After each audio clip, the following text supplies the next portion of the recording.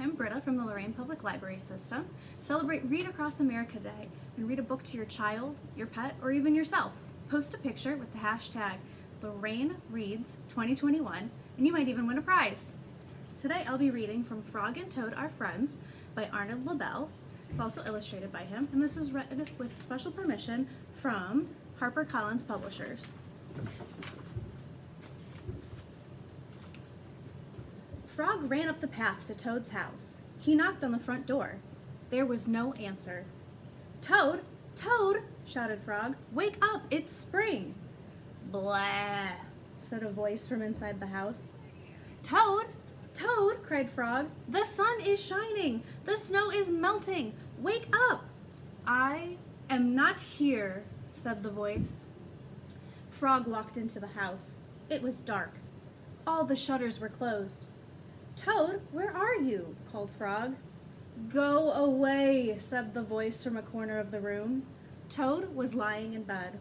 He had pulled all the covers over his head. Frog pushed Toad out of bed. He pushed him out of the house and onto the front porch. Toad blinked in the bright sun. "Help," said Toad. "I cannot see anything." "Don't be silly," said Frog. "What you see is the clear, warm light of April, and it means that we can begin a whole new year together. Toad, think of it," said Frog. "We will skip through the meadows and run through the woods and swim in the river. In the evenings we will sit right here on this front porch and count the stars." "You can count them, Frog," said Toad. "I will be too tired. I am going back to bed." Toad went back into the house. He got into the bed and pulled the covers over his head again.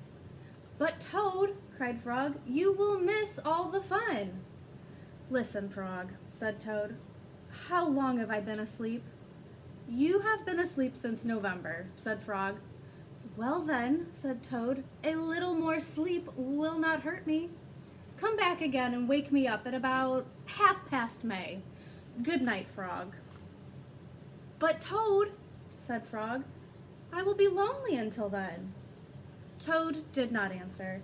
He had fallen asleep. Frog looked at Toad's calendar. The November page was still on top. Frog tore off the November page. He tore off the December page, and the January page, and the February page, and the March page. He came to the April page. Frog tore off the April page too.